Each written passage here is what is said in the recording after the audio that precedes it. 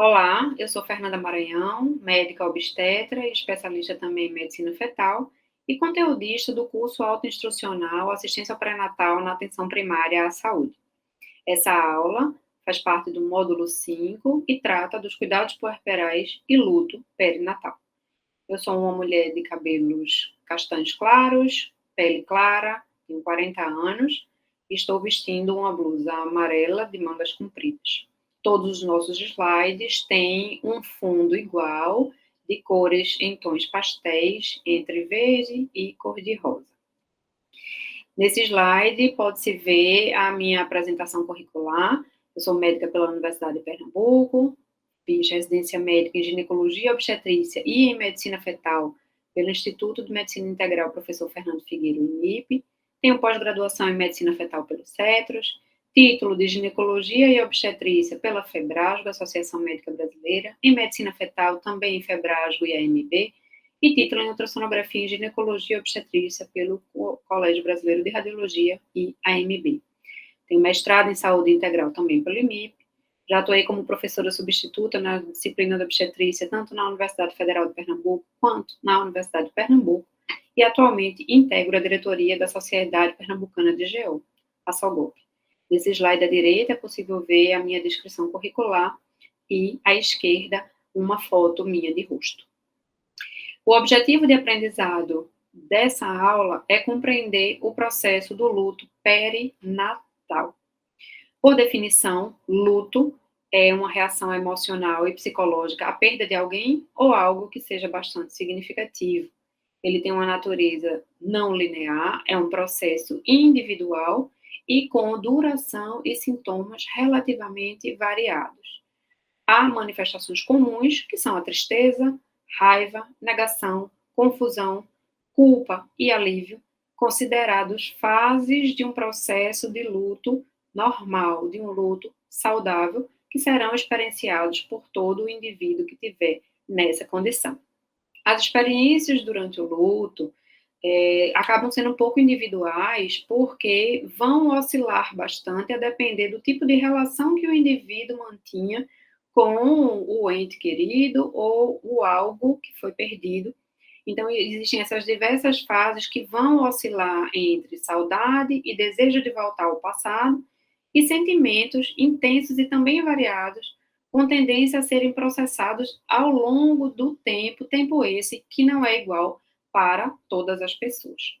Quando há persistência da dor por um prazo que realmente torna-se prejudicial à vivência do indivíduo, nós podemos, então, estar falando de um luto patológico. É importante que se vivam todas as fases, no tempo necessário para cada um, justamente para que esse luto seja saudável e não ocorra a persistência da dor com a formação de um luto não sadio. Então, o luto, por definição, é um mecanismo que ajuda o indivíduo a reorganizar sua vida e reintegrar-se emocionalmente à realidade marcada agora pela ausência. Ele envolve uma série de etapas e mudanças no modo de pensar, sentir, e ajuda, na verdade, o indivíduo a ressignificar a experiência da perda e encontrar novos caminhos para seguir em frente. Durante o luto, a pessoa reconfigura sua identidade, especialmente quando a perda afeta planos futuros, sonhos e expectativas. No caso do luto perinatal, a importância desse processo ela acaba sendo um pouco mais profunda, porque não envolve diretamente e objetivamente a perda de um ente querido, mas não só do filho, da filha, mas do futuro que envolvia, não é? Esse conceito, então é um futuro idealizado, e muitas vezes a própria identidade pessoal, como genitor, genitora, pai ou mãe, porque o que se sabe na sociedade, de uma forma cultural, é que as pessoas são validadas através da maternidade e paternidade. E quando isso não acontece, muitas vezes o indivíduo, aquele que desejava a maternidade ou paternidade e tem esse desejo interrompido, pode se sentir também não validado, o que torna muito importante a abordagem desse tema, porque abrange para além das simples fases de um luto comum.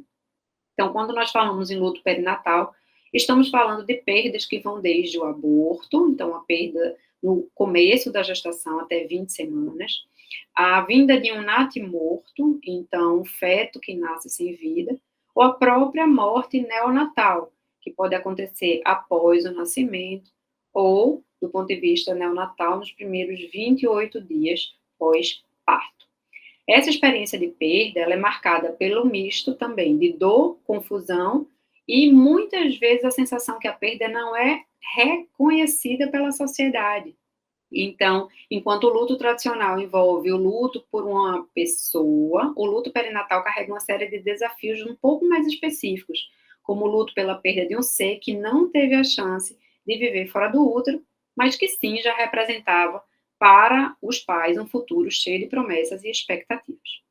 Em 2023, para se ter ideia do quanto que esse dado, esse tema é importante, houve um total de 2.536.000 nascidos vivos e, em contrapartida, um número total de óbitos fetais notificados de 26.500.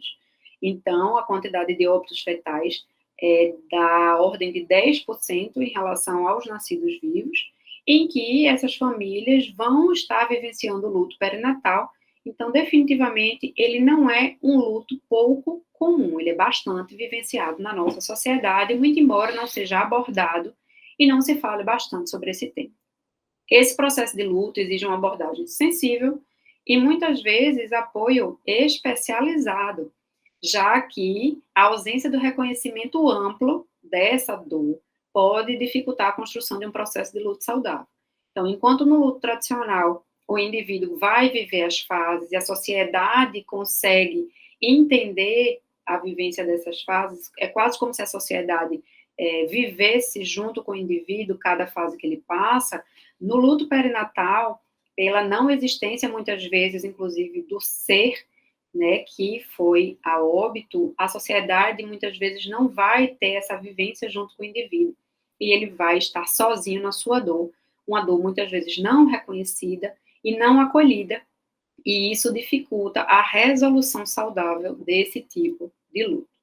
E aí vem um importante papel do profissional de saúde na vivência do luto perinatal, porque ele vai ser o indivíduo da sociedade que vai conseguir estar ao lado e reconhecer e validar a dor de quem perde um feto ou tem um natimorto ou tem uma morte perinatal.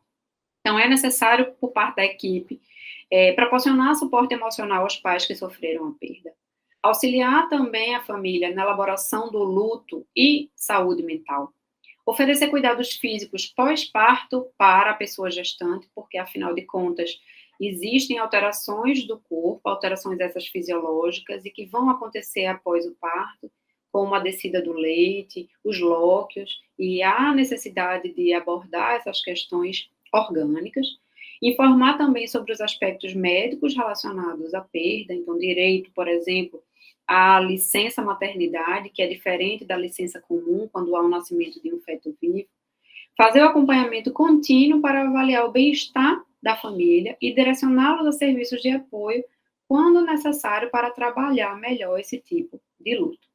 Então, a Organização Mundial de Saúde sugere, tá certo, esse protocolo de comunicação da perda, é a primeira fase do luto perinatal. Ele começa quando a família é informada ou da perda, no caso, por exemplo, de um abortamento, ou quando a família é informada sobre alterações estruturais, alterações genéticas não compatíveis com a vida, e sabem que, a partir de um determinado ponto, ou durante a gestação, ou após o nascimento, aquele indivíduo irá a óbito, irá falecer. E é aí onde começa o processo de luto da pessoa gestante e da família, porque muitas vezes esse feto ainda não foi a óbito, mas já se sabe da perspectiva desse óbito. E a comunicação é o primeiro momento da família com o luto. É o luto conhecido como luto vivido de forma prévia. E é importante que essa comunicação seja feita de forma cuidadosa e assertiva. Então, existe o protocolo SPIKES para a comunicação do luto, e toda a equipe deve conhecer. e ele começa com o primeiro item relacionado ao ambiente, em que o profissional de saúde deve escolher bem o ambiente, onde vai ser feita essa comunicação, deve ser um ambiente que seja aconchegante, que seja discreto, que não exponha o paciente a, enfim, constrangimento, por exemplo. Deve ser feita uma percepção por parte do profissional de saúde, ele tem que ter sensibilidade para perceber o quanto que o indivíduo já sabe sobre a perda e entender o quanto que ele vai precisar complementar as informações acerca dessa perda. Deve-se convidar a pessoa enlutada a participar dessa conversa, a participar dos estágios relacionados à perda e ter a dor e vivenciá-la. É importante fazer o reconhecimento, né? Então, dar o diagnóstico correto e também poder explicar para essa família o passo a passo do que deve ocorrer em relação a essa perda gestacional. É importante também reconhecer as emoções vividas pelos indivíduos que estão ali envolvidos na situação, reconhecer as emoções e validá-las. E é preciso montar uma estratégia junto com os envolvidos do que vai ser feito ali em diante, um passo a passo, para tentar tornar um pouco mais controlada e objetiva essa perda de uma forma geral.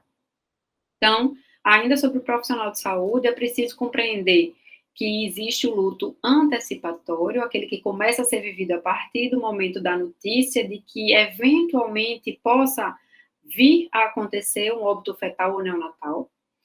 Então, o luto antecipatório é o processo que ocorre antes do óbito, influenciado pelos eventos que o antecedem, e um dos eventos é a comunicação, e são determinados pelas vivências e comunicações antes do óbito, a forma como esse futuro óbito é abordado. E reconhecimento e inclusão dos demais elementos familiares envolvidos, então não é só a pessoa que gesta que vai vivenciar o luto, mas todos os elementos da família dessa pessoa. Validar o luto dessas perdas é um desafio para a sociedade brasileira, o que fica evidente considerando a assistência ao parto oferecida às famílias enlutadas nas maternidades. Então, esse luto antecipatório, ele começa a partir do diagnóstico da condição e ele também se estende para o momento da abordagem, quer seja ela um parto, uma curetagem ou uma cesariana, porque todo esse momento também vai ser importante para a construção de um luto saudável para essa parturiente.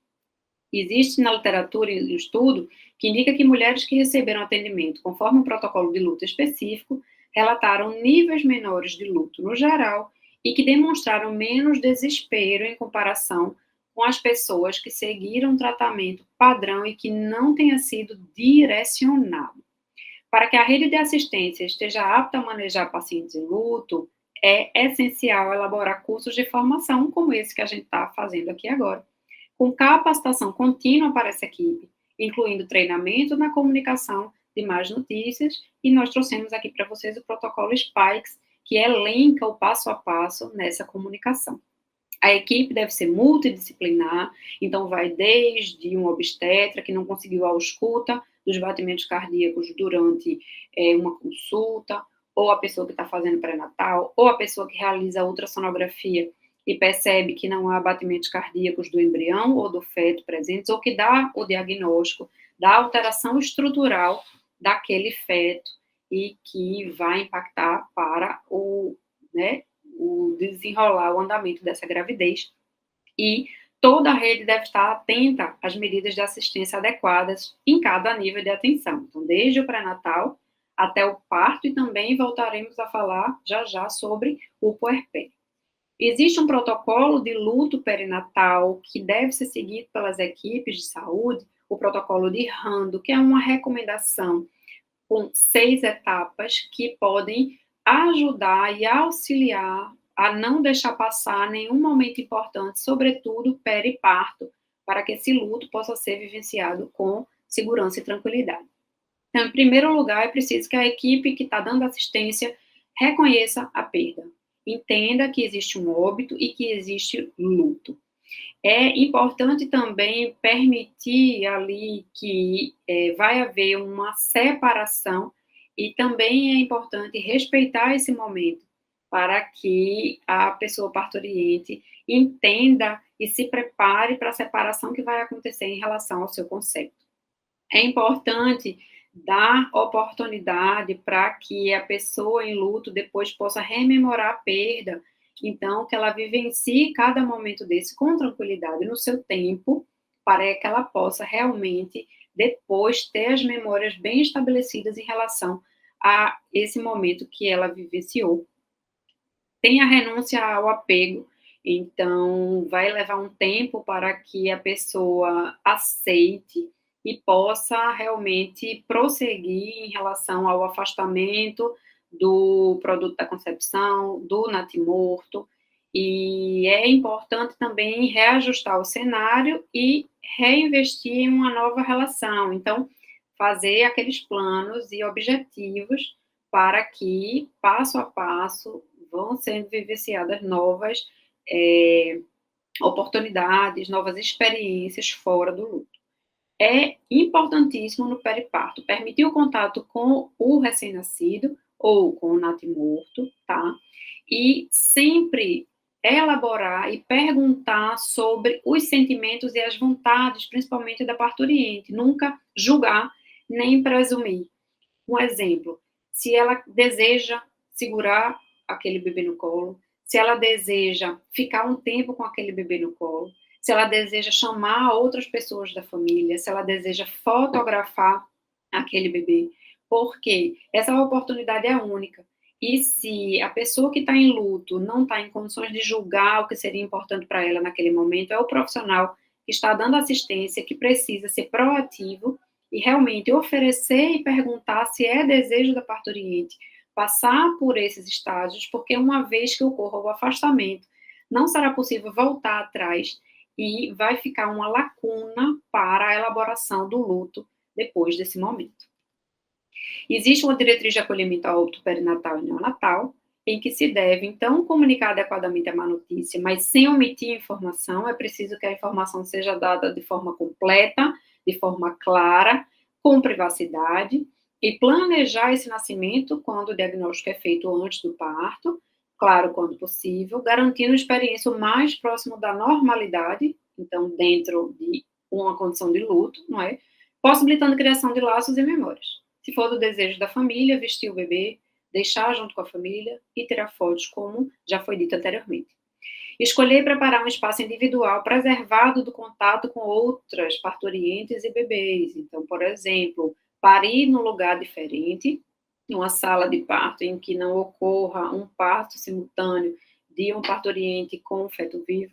E no puerpério também se recuperar no pós-parto, num ambiente em que não haja um binômio com feto vivo que possa piorar o sofrimento e a condição de luto dessa parturiente.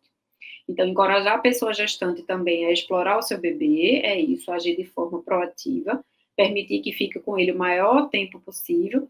Memórias, lembrar, também são sensoriais, olfativas e visuais. Então, se não parte da parturiente a vontade de fazer isso, é importante oferecer para que ela tenha poder de escolha. Criar uma caixa de memórias é uma possibilidade para depois poder se viver esse luto sem perder a oportunidade, guardar recordações, incentivar a paciente, como uma mecha de cabelo, impressão palmar e plantar, carimbo da placenta, a primeira roupa que eventualmente tenha sido usada, as pulseiras de identificação da maternidade, se houver algum cartão escrito pela equipe, todos esses elementos que podem ser guardados nessa caixa de memórias podem ser utilizados pela pessoa em luto no momento posterior, quando ela estiver pronta para rememorar esse luto, o que vai ajudar a elaboração de um luto saudável. Também é importante para a parturiente e puérpera que a equipe forneça informações por escrito do que vai acontecer com o seu corpo após o parto, considerando que a família está vivendo um trauma. Então, é muita coisa para pensar ao mesmo tempo, e essa família pode se perder nos cuidados puerperais com a pessoa que gestou, porque todos estão traumatizados. Se isso estiver escrito, fica mais claro de seguir o passo a passo para o cuidado de saúde. Então, por exemplo, informar sobre a descida do leite e as opções de suprimir essa lactação, ou estimular essa pessoa a doar leite, porque ela vai se validar, muitas vezes, por ter contribuído, principalmente com recém-nascidos que tinham risco de vida. Orientação sobre o puerpério e o luto, procedimento junto à funerária, cartório, data de futuras consultas e exames e onde encontrar assistência médica e psicológica em caso de necessidade. Após a alta, essas pessoas continuarão sofrendo e também precisarão de assistência da equipe de saúde no puerpério. Então, não é só durante o pré-natal, não é só durante o parto, mas também após o parto. Não só as maternidades devem estar preparadas para lidar com a perda, mas também as unidades básicas de saúde que irão receber a família após uma perda perinatal. É necessário considerar que a família lutada, se houver uma próxima gestação, possivelmente precisará de uma conversa mais cuidadosa, talvez demande a solicitação de mais exames físicos ou complementares. O retorno dessa pessoa gestante à unidade de saúde deve ser um momento de acolhimento direcionado para a sua história obstétrica, de forma a reduzir os traumas e permitir uma vivência da gestação atual de forma segura e saudável. Então, aqui nós temos um resumo da diretriz de acolhimento ao óbito perinatal e neonatal, que aborda justamente esses três pilares, esses três momentos vivenciados pela família, que vão desde no início do diagnóstico e comunicação de más notícias, o momento do parto e nascimento, a coleta de memórias do bebê, que se não for feita nesse momento, não poderá mais ser feita no outro momento, o registro do bebê, caso realmente ele tenha nascido vivo, os cuidados com o funeral, exames de pós-morte do bebê para esclarecer causas e poder trazer mais informações e conforto para essa família, avaliar a legislação e os direitos da puérpera, alta e cuidados pós-alta, principalmente em relação a leite, locos, alterações do corpo, suporte emocional, que vai ser extremamente necessário durante todo o processo, marcar a consulta de retorno e fazer exames complementares que possam também esclarecer sobre a saúde da puérpera. Numa nova gestação, dar assistência a essa nova gestação, assistência ao parto, também lembrando do histórico obstétrico, e orientações de alta com acompanhamento no puerpério, que terá um fator de risco para complicações devido à história e o luto anterior. Obrigada.